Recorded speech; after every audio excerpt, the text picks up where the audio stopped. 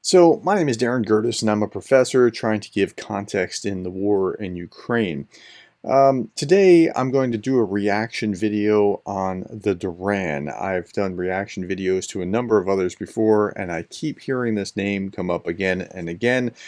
And that's what we're going to do. I've looked around on the Duran website, and I find on their About channel they seem to have their act together as far as they have a lot of subscribers, and they certainly know how to get money, and they have their videos on multiple platforms, turned it into audio as well. So they're as far as producing and getting found and that kind of thing, they're doing well. So I looked at the videos and I thought that it would be interesting to do this Putin signals leadership change in Kyiv. This just came out just a couple of days ago. I will ignore that Putin signals, comma, leadership change in Kyiv is improper grammar. I'm not going to worry about that. Let's hear what they have to say. So I'm going to let them talk, and then what I want you to do is I want you to listen to wherever they're saying something that is clearly a fact, as opposed to what is an assumption, as opposed to what is an assertion that just has no proof. So let's go on and see what they have to say. All right, Alexander, let's do a video update on what is going on in Ukraine. Putin called it the territory of Ukraine, or okay, territory of Ukraine. Now, he's been very consistent with saying, Putin has been very consistent with saying this. Putin will not recognize Ukraine as a state, and Ukrainians claim that this is their own nation, and this is part of the crux of the dispute. And he's going to go on and talk about this and try to figure it out, I guess. what was his exact quote? I think the best translation is the territory known as Ukraine. Okay, interesting comment. He was saying that on the sidelines of various meetings, and reporters asked him about the Moscow drone strikes and all of that stuff, and that's when he came up with that comment. Now, some people say this was Putin misspeaking, or he meant something different.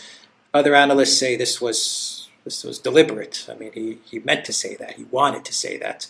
He was scripted to say that. I mean, this was something that he wanted to get out. Of course, he wanted to say that. Look, let's look back at this is an article from the London School of Economics in July of 2020, well before the invasion itself. Already long before the Ukraine crisis, at an April 2008 NATO summit in Bucharest, Vladimir Putin reportedly claimed that, quote, Ukraine is not even a state. What is Ukraine? A part of its territory is in Eastern Europe, but another part, a considerable one, was a gift from us. In his March 18th, 2014 speech marking the annexation of Crimea, Putin declared that Russians and Ukrainians are, quote, one people. Kyiv is the mother of Russian cities, ancient Rus is our common source, and we cannot live without each other. And then, to double down, Russia's then Prime Minister, Dmitry Medvedev, told perplexed apparatchik in April 2016 that there has been, quote, no state, unquote, in Ukraine, neither before nor after the 2014 crisis. So they're denying even the existence of a state of Ukraine, and that's going to be part of what colors the way that they consider this. Out to the media. What are your thoughts with that statement? Because we have a lot of interesting things happening around Ukraine. In general, Alexander, my hunch, very, very big picture, is that the collective West is in a panic mode. That's my hunch. Okay, so his hunch, his assertion or assumption is that the collective West is in a panic mode. I don't see it that way at all. I don't think the collective West is panicking at all. In fact, they're looking forward. At this point, as I'm doing this video, counteroffensive is not too far away, and they're looking forward to Ukraine taking back some territory. I can't imagine that. But this is his assumption going into it because he's seeing the world from a different place. I completely agree. But let's first of all turn to Putin. I read the comments. They're actually on the Kremlin website. And I think this is an important fact in itself, because if this was an unscripted comment, we wouldn't be reading it on the Kremlin website as well. And that's very true, because much of what President Putin does is scripted. It's all for public consumption. So he probably said what he meant to say because he's been saying it for a long time. I mean, they don't reproduce every single word that Putin says. So I think it was fully intended. In fact, I saw the entire exchange. You can see the video of it. And it's absolutely clear to me that Putin answered a question that had been pre-prepared in advance. In other words, the question was prepared and the answer was prepared. It all happened in the aftermath of the drone strikes. Putin starts with this long introductory passage in which he goes into great detail, unnecessary detail, some might think, about the reasons, the causes of the war. He talks about the fact that this drone strike has happened. He says that the air defense has dealt with it correctly and that no damage has been done. So here's the actual article he's referring to, answering questions about the drone strike attack on Moscow and the Moscow region, and drones attacked Moscow and the region. Can you comment on what happened? As you know, it began long ago. I will just need to repeat the story. After the collapse of the USSR, some rivalry between Russia and Ukraine was inevitable, obviously, but it seems that those who were dealing with this believed that it would be done in a civilized way, and moreover with regard to our historical, cultural, and linguistic affinity. But it went another way, unfortunately, which should have been expected.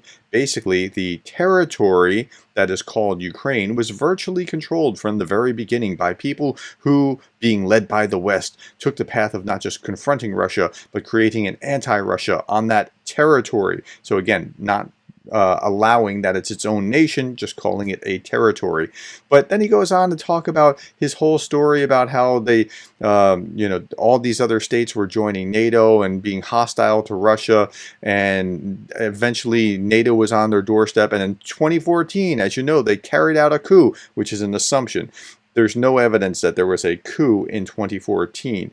There was an overthrow, a popular revolt against the president of Ukraine, but not a Western-backed coup, as he asserts. And then the Russian armed forces had to respond, and he goes on with his narrative. He wanted to make it whole, but Kiev regime had chosen a different path and attempted to intimidate Russian citizens, which strikes on Russia. And again, this is his whole narrative, just repackaged just because of the drone strike. Okay, let's go back and hear more of what they had to say.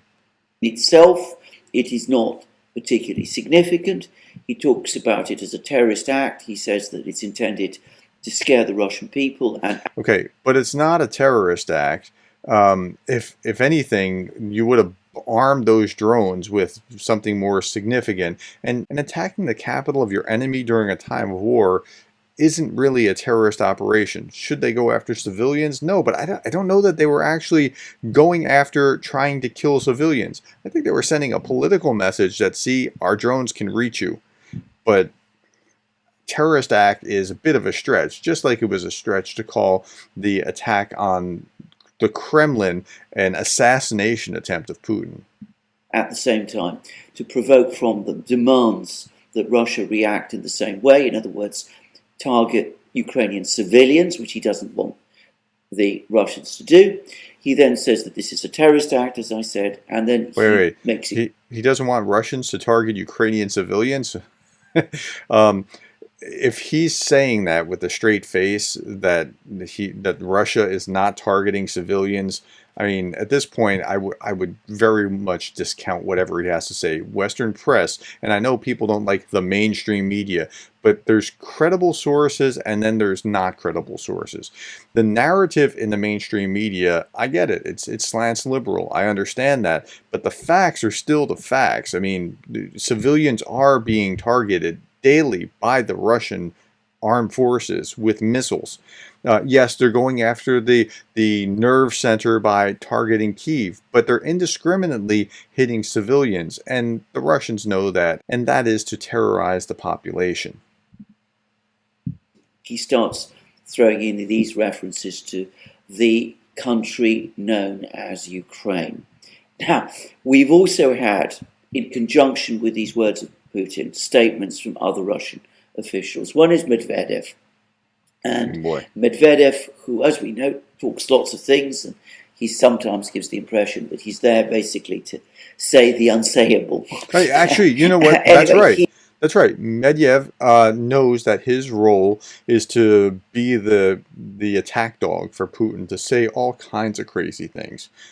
So he's very correct about that. He said that if this present regime continues in Kiev, then the war will go on forever. So he's basically said that regime change has to be the objective. So he is correct that there is no appetite in Kiev for making a peace deal with Russia when they have just grabbed 4 of their oblasts beyond the Crimea.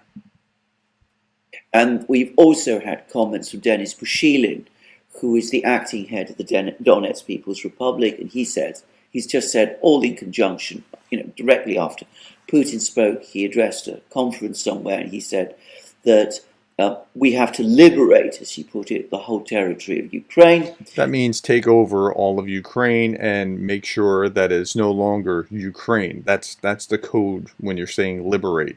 Because if we don't, then if the Ukrainian regime retains control. I find it fascinating that it keeps calling it the Ukrainian regime. If you called it the Putin regime, they'd be upset. So just what's fair is fair, right? So if they're saying it one way, they should be saying it the other. But they wouldn't see it that way. They would see it as, or that they're going to liberate or remove the Kiev regime. If you say if the Ukrainians were talking about removing Putin, they'd be talking nuclear weapons. Of any part of this territory, it will continue to be a long-term threat. So I think that we have here a pile of signals. I don't think that they're yet officially declared policy, but the Russians have given us the clearest indication of the way they're now thinking. And coming to what you said about the West being in panic mode, I think that's right.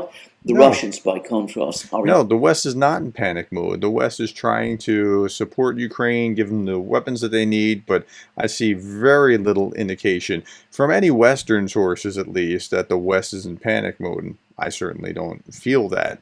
Very confident mode, and they're basically saying that they've had it up to there with Ukraine and all that Ukraine is all about, and if this goes on, continues in this way, well, they're going to go all the way to the western border and finish off Ukraine once and for all. Now, that's interesting because they tried to do that from the start. The idea was to be into Kyiv in just a matter of days, cover the entirety of the country in just a matter of a few weeks, and they were blunted because their assumptions were that the people would be coming out to, give them flowers. The plans, apparently, they were going to take Odessa, and then Moldova probably would have been next. If they could have done this, they would have done this. So it's not... The idea that they're going to go all the way to Lviv is laughable. What does that mean, regime change, when Russia says it? When the U.S. says regime change, we know what it means. Well, it can mean a lot of things: color revolution. It could mean an actual war, invasion, conflict, assassination of a leader like, for example, Gaddafi. So, we have an understanding when the U.S. says regime change. We know it could also mean NGOs and stuff like that. Why are they bringing up the U.S. saying regime change? And what I find is that a lot of these kinds of channels are very anti-U.S., although there are a lot of folks that are populist and the conservative bent that tend to like them, even though they're talking Russian talking points and pretty hostile to the U.S. because they're not mainstream media. They somehow receive some acceptance. I don't understand. I'm a conservative myself. I find that repugnant, and I just can't understand why these people have this big anti... Now, this one's from London, I believe, but I think he's an American, if I'm not mistaken. Correct me if I'm wrong. That's okay. I can be wrong. and the hostility that I see in him and Scott Ritter and Colonel McGregor and Redacted and Judge Napolitano, it's really interesting. Now, it depends on who it is. Some are really hostile toward the U.S., like Ritter. McGregor is hostile to U.S. military. Redacted is hostile to U.S. media. So, and I think Napolitano is in that kind of camp as well. It's a very interesting thing to watch. Tests. What does it mean when Russia hints? They haven't actually said regime change, just to be clear. But when they send out these signals that they're done with the leadership in Ukraine, they have to remove the leadership. To you, what does that entail? What does that mean? Because I don't see Russia militarily going all the way to Lviv. No. Maybe they will. I don't know. I mean, No. anything can happen, but I don't see them doing that in the near future, like saying that next year Or ever. doing that. But who knows? We What do don't these signals really. mean? You see, this is the trouble. We don't really know whether the Russians are working to a prepared plan. Okay, so what he just said, we don't really know. We've been through 5 minutes of their conversation, and they don't really know pretty much anything. There's not a lot of actual facts or conversation other than speculation about what this might mean, which we know what it means. We know that Putin already has said again and again, Ukraine's not its own state, and that's the way he's operating. But they're having this conversation as if it's somehow deeply profound. I'm not sure I understand why they have as many followers as they do. And if you're a follower, please enlighten me. Tell me what it is about these guys that makes you want to watch them. I think they are. Can I just say that? I think the fact that all of these statements have all come out together, and the fact that Putin has made this particular statement, suggests that the Russians now do have a plan. But I'm not going to say that I know exactly what it is. Why would that suggest that they do have a plan? I mean, they haven't. Russia has consistently, in the last 30 years, ever since the Soviet Union fell, set its face against regime change in any country. I mean, they say that they are against it. But Putin went into great detail to say that the government in Kiev is not representative of its people. The people there are... Yeah, and so that strikes me as really interesting, how the government in Kiev is not representative of its people. I get that there is a fraction on the eastern border with Russia that has historically been very partial to Russia, and that has dwindled significantly according to polls, and the rest of the country has been far more westward looking. So it does represent its people, but there's a fraction that doesn't like it, and there's a larger fraction that does like it. So that's not really a true statement. Are afraid that, in effect, it came to power illegitimately through a coup. Okay, and that illegitimately through a coup kind of argument is just repeated Russian talking points. And you see that again and again in Russian news, in Pravda, in RT, in TASS, in all state-sponsored Russian news. You see the same thing again and again. But I don't see the evidence anywhere that that's actually what happened. What I see and what I've read from historians and such is that there was a popular uprising against the president in 2014 in the Maidan, and as they were trying to conclude a deal, he eventually broke and fled to Russia. That wasn't the same as a U.S.-backed coup. And that it isn't really the proper government of Ukraine. But even if that was the case, the proper government, so that next election, let's say, wasn't, but the election after that was, and the election after that was a popular or a regular vote of the people of Ukraine. So restoring something from 2014 when there have been multiple subsequent elections since doesn't make any sense. I think what Putin is talking about here is that probably the Russians do expect at some point to take over more territory than just the 4 regions. Oh, they would love That's to. my guess. I think that That's now looking increasingly plausible. They would love to, but they don't have the capacity. And because they're a nuclear power, they think we're big and bad because we have nuclear weapons. But having nuclear weapons doesn't mean that you have an effective conventional fighting force. So think about it like this. The Americans have nuclear weapons, but we couldn't use them in Afghanistan. Like it didn't matter that we had nuclear weapons in Afghanistan. You couldn't. That doesn't make you tough. You have to have a conventional fighting force to fight, and that's what Russia seems to be lacking. But I suspect that what they will do once they have occupied Kiev, if they do that, central Ukraine, if they do that, is that they will try either to, hold referendums there or elections there for a new government, or alternatively, they will try to pressure Zelensky to step down. Okay, let's look at those in turn. The elections and referendums. The West doesn't recognize the referendums because they were essentially while there was a captive audience. So, do you want to vote for us or no?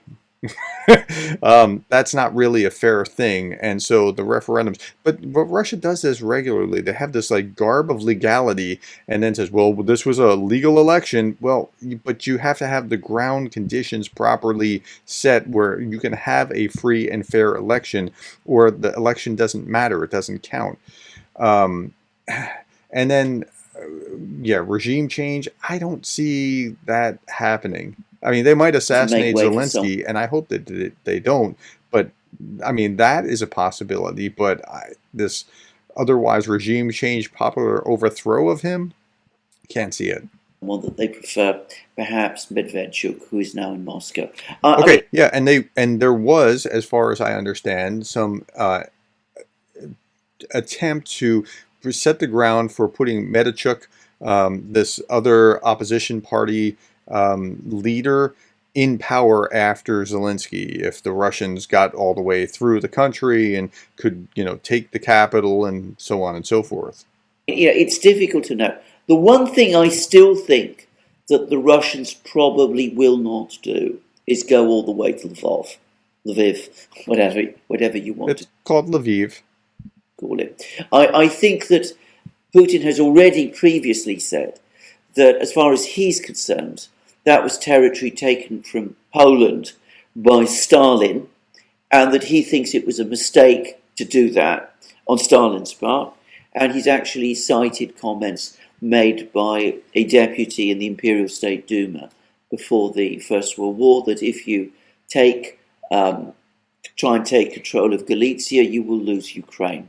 So I think, Putin endorsed that. So I think, he perhaps is either seeing some sort of partition of Ukraine, or an agreed partition arrangement of Ukraine, or perhaps some kind of rearranged government in Kiev, and quite probably an expansion of territory, taking in all the territory. Now, I hear this a lot in Russian state media, the same kind of nonsense, that they're going to take bigger and bigger chunks of it. If you could have, you would have already, right? But beyond the practical, this is like Russian talking point 101, and that I hear it again parroted by Americans like Ritter or Doug McGregor or these guys. I just find really fascinating. That is occupied by people whose primary language is Russian. That last little bit, occupied by people whose primary language is Russian. Like, this was the pretext to go in and do this to begin with. Hitler did the same thing in 1939. These Germans are being oppressed by the Poles, and we have to go in and liberate them from the Polish oppressors. Same stuff. It's the same song, second verse.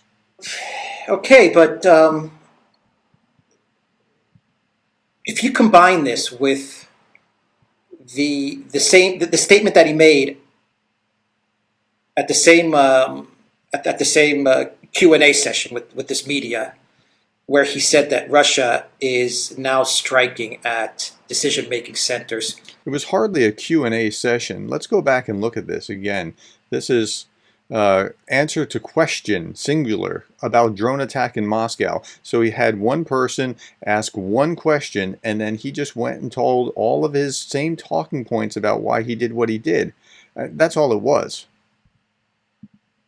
One could come to the conclusion that the signals are that Russia is going to go after the leadership. Is that a proper conclusion? Of course, if that's the case, then we're looking at a drastic change in Russia's foreign policy. Absolutely. Now, there isn't. Well, that would be assuming that Russia actually had the capacity to do it.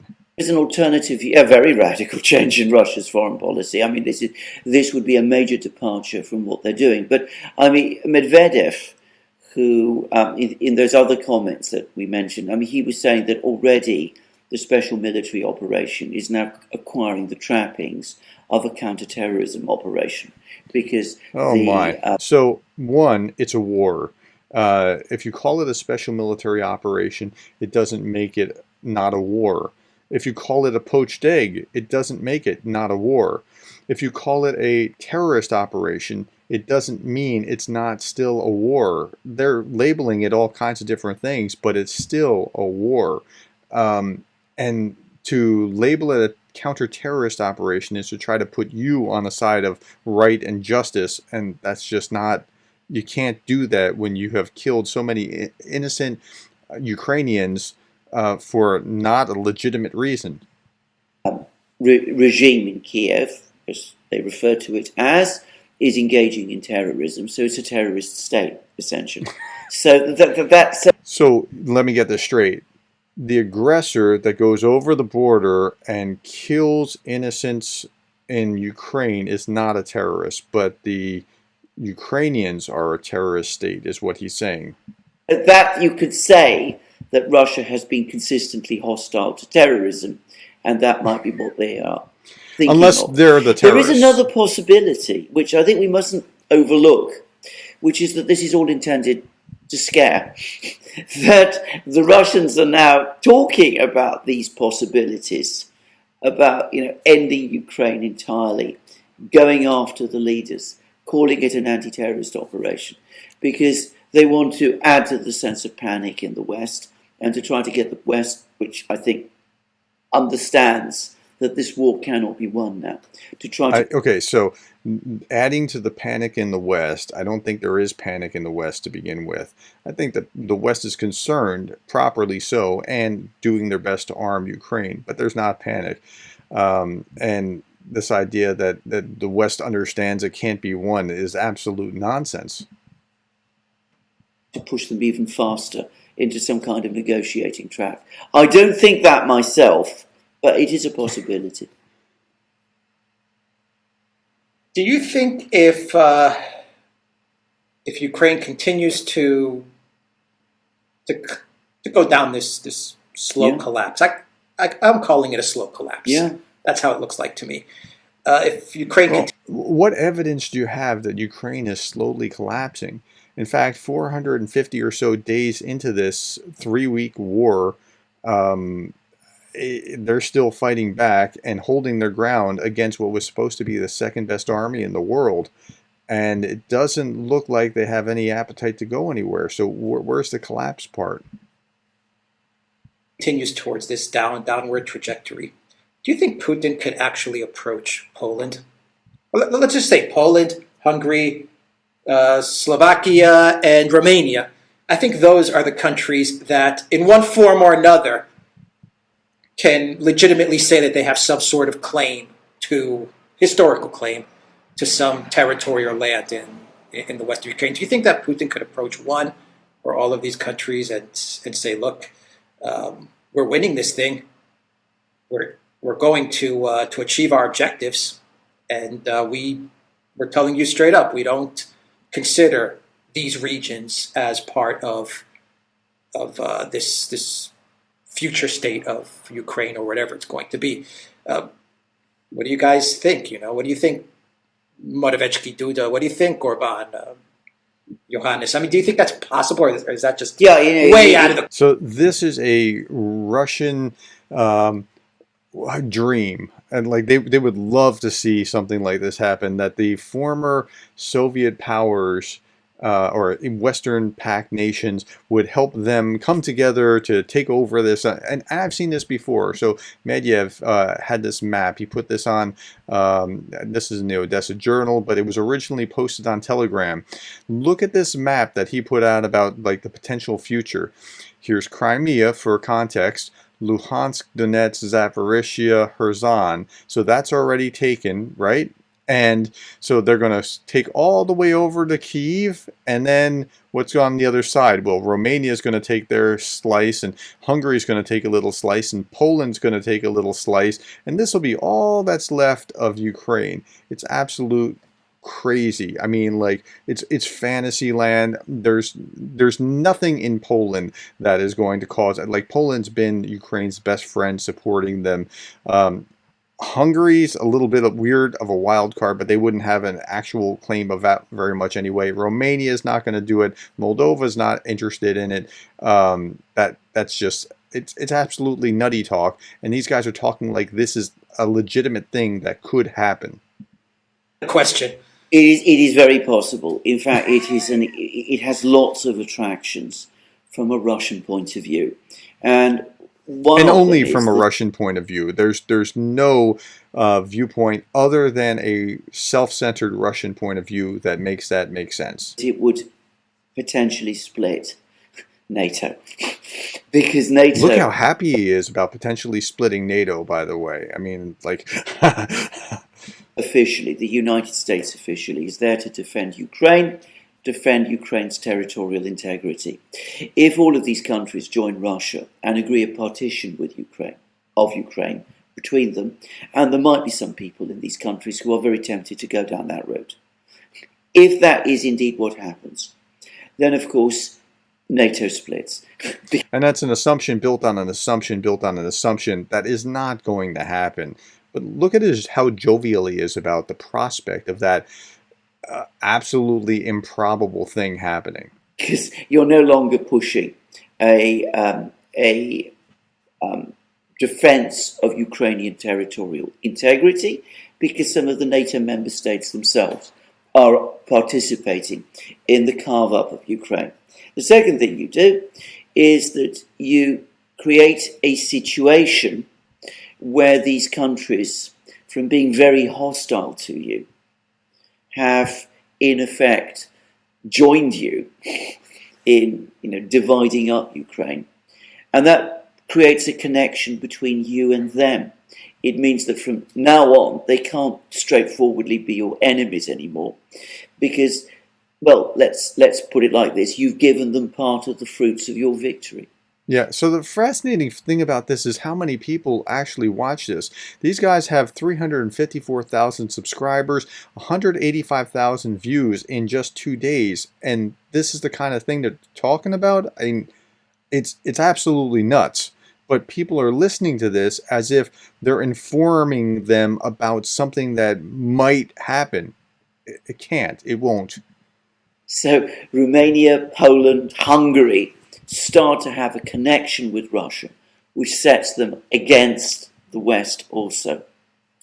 And last but not least, and specifically in the case of Poland, I am sure that there are some people in Moscow who say to themselves, give the Poles Galicia. Some of the Poles are incorrigibly hostile to us. Galicia for them is a poison pill. They will find it indigestible. It will create enormous problems for Poland, and at the same time, it will rid us of the problem of what to do with Galicia. So you can see how, from a Russian point of view, this actually might have a lot of attractions. And I can absolutely see the Russians, Putin himself. I would be absolutely embarrassed if I was making this comment to a friend, let alone to hundreds of thousands of people publicly. I mean, this is just an embarrassing conversation to be having, as if it's a possibility when it's wild speculation. Posing it, and for all we know, in a few months' time, that's exactly what we might see. Now, having said that, You got the other side. The other side. I mean, I don't know how the other side would react. I mean, I can again imagine that within all of these countries, there will be many people who say, let's go for this. I mean, these are historic territories that once belonged to us. There are our people are there, Hungarians, Romanians are there, Poles. Many Poles have strong feelings about Galicia and its loss in 1939. He seems to be ignoring that the most ardent defenders of Ukraine are those that were once dominated by the Soviets, the Baltic states, Poland, Romania, Moldova, all these people that had been terrorized, taken over by the USSR, either within the Warsaw Pact or within the USSR proper, are those that are most in Ukraine's corner. It's like he's omitting that part of history. And, there might be a lot of people who would go for this. But then any government of any one of these countries, Hungary, Poland, Romania, would, of course, know that they were going completely against the wishes of the United States and the West and Germany and Britain and all of those. And they might balk at doing that because the Americans would certainly see it as these countries going over to the other side. How would BRICS view this? They would support it if this was a settlement that all the parties agreed to, especially. No, a settlement that all the parties agree to, except for Ukrainians who are trying to defend their national borders.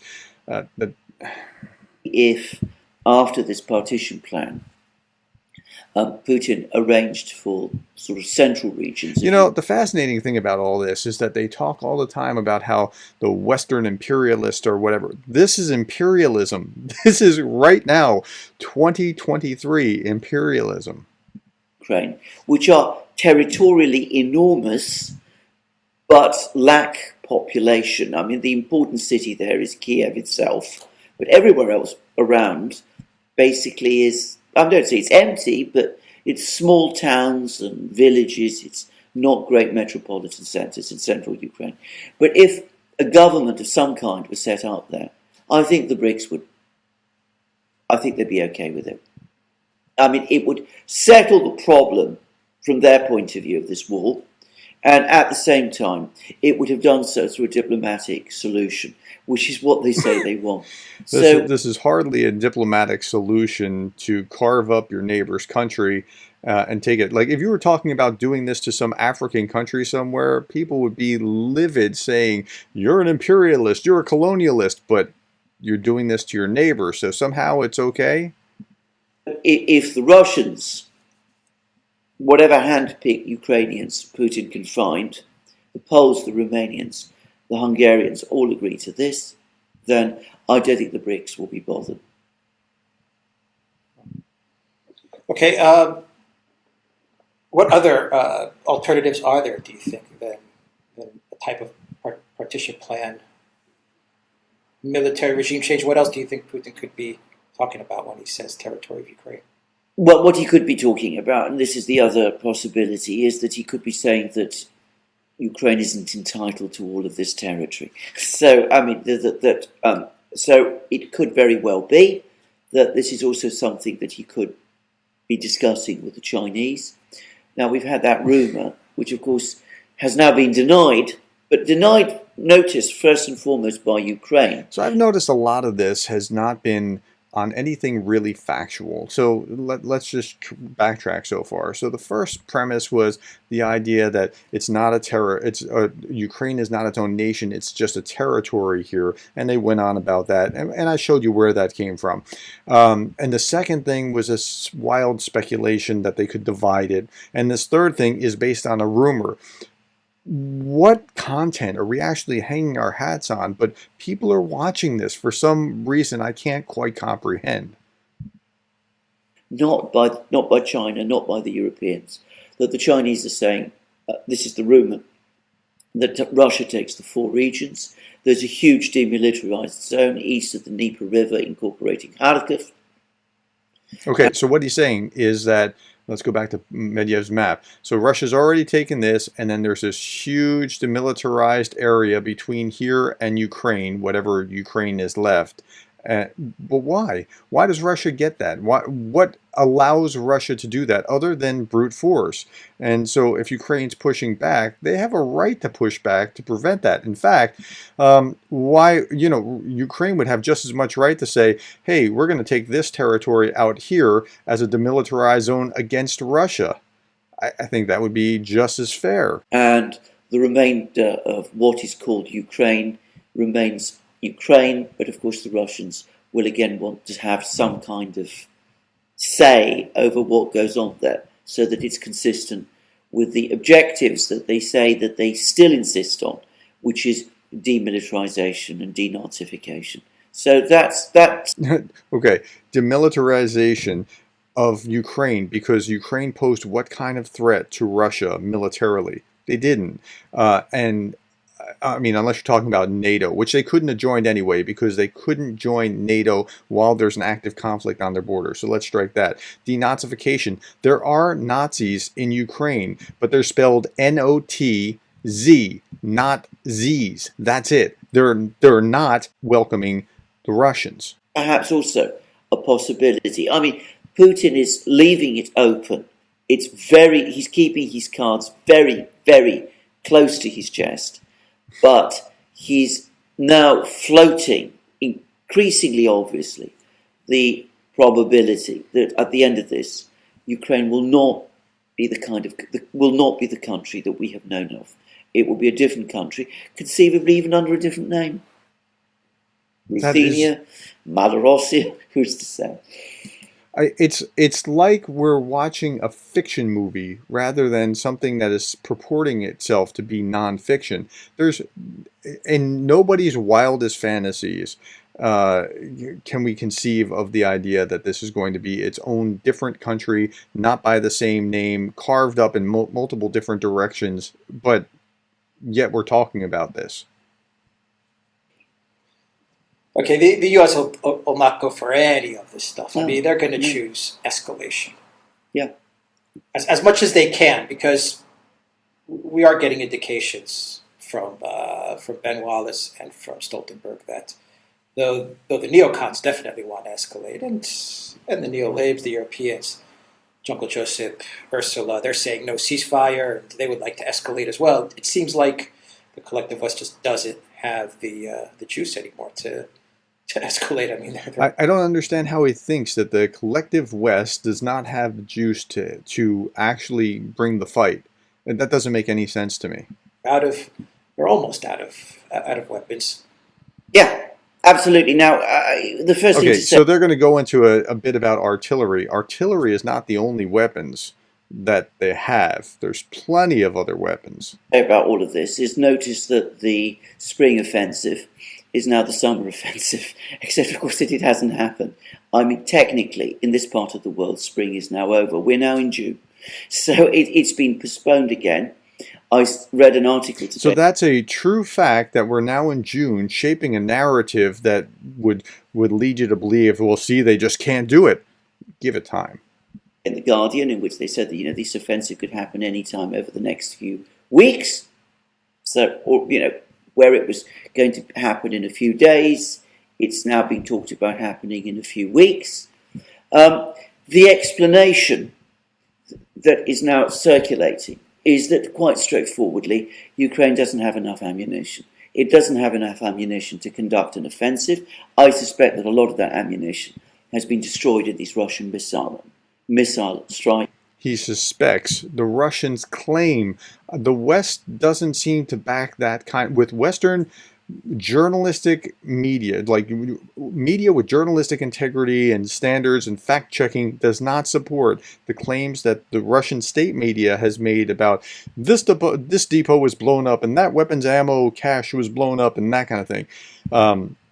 I can't believe RT and Pravda when I've seen them regularly lie. And so if he's basing it on this kind of thoughts, I have to discount it. And air raids that continue to happen every day across Ukraine. And we've now had production figures, and they've come from La Repubblica and ultimately, by the way, from the Pentagon. So the US has now managed, apparently, to increase shell production, artillery shell production, to 30,000 rounds a month. Okay, that's beyond whatever's that in would its be stocks. 6 days of use for Ukraine. 30,000 rounds a month. They That's say beyond whatever's in its stocks and all of Western Europe's stocks and other partner countries that they're able to get things from. But it's as if they think that artillery shells are the only thing. Now, Russia relies very heavily on artillery as the means of fighting wars. Like, look at Lysychansk and Severodonetsk, how they fought those battles, as opposed to how they fought in Bakhmut when they ran really, really low on artillery and then fought to a grind because they couldn't really proceed any further. they'll double that by 2025, but it won't happen until 2025. So they're stuck at 30,000 rounds a month. The European Union can only manage 4,000 rounds a month. That's less than a day's use by Ukraine.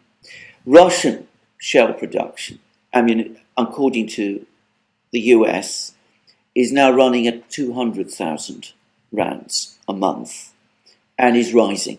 It's still. So let's say that that's true, and I don't know that it factually is true or where his source is, but let's say that that's true. That's not the only way to win the war or to fight when you have long-range missiles coming into play and all kinds of other weapons that are being brought to bear. So again, his assumption is that artillery seems to be the only, and it's not an insignificant piece, but it's not the only piece. Growing, and some people expect Russia to more than double that by next year. So that gives you the sense, the lopsided state of which this is going. And we've had Stoltenberg. So that's really interesting. The most lopsided state for Ukraine was in the very early days when you compared the Russian army versus the Ukrainian army, and what the Russians had was so much superior to what the Ukrainians had. And over time, the Ukrainians' armament, their capacity, their ability has nothing but grown, where the stocks of Russian supplies have diminished radically since that point. Wallace, they say we're out of supplies. Our supplies are now critically depleted. We can't realistically do much more, except presumably send F-16s. I've always said, that one of the reasons they're talking about sending F-16s is because realistically it's all they've got. So they're talking about sending F-16s. Okay, I'm sorry. I didn't mean to laugh because that's kind of rude, and I don't mean to be rude to him. I'm trying to be just analyzing, right? But if he just said with a straight face that F-16s are all that they've got, that, I think, there tells you everything that you need to know about where he is. It will still take months of time before it happens. In the meantime, Russia's military is getting stronger every day. I don't tanks, see how. More ammunition, more infantry fighting vehicles, more aircraft. There's just been another batch of Sukhoi 34s delivered to the Russian military. But of course, you don't worry about that. Ben Wallace says that they are almost out of juice as well. So perhaps Ukraine can take Crimea after all. But I don't think we need to take that particularly seriously. The fact is, Ukraine and the West are now at that point where they've almost run out of road. Yeah. And it's like we're watching two different movies, and I went to see Star Wars and he went to see E.T. and we're trying to compare notes. This doesn't even make sense to my mind from everything that I know, and I've read dozens of articles daily for the last year and a half. I can't see it. Now, maybe that's a flaw in me, but I don't think so, because I can actually go back and cite my sources all the way through, and I distrust Russian sources because they do tend to lie and cover up things. And now that doesn't mean mainstream media doesn't do that periodically, but their journalistic standards are far superior to that of Russian state media. It seems that Russia is going on the offensive now in different Yeah, areas, like absolutely. Mariupol, for example. Absolutely. So we've had reports that the Russians are now pressing hard on Avdiivka, which looks like a big battle is coming there. Avdiivka is, it's So as he almost talks about these, I'd like to know where these reports are coming from, because when you read in RT, you'd get a very different picture of what's going on than when you read from other Western sources. second Bakhmut. Marinka, which is this other important town further south, not far from Vuhledar, and which apparently Marinka and Vuhledar are connected to each other. So Marinka falls, Vuhledar's position becomes very precarious.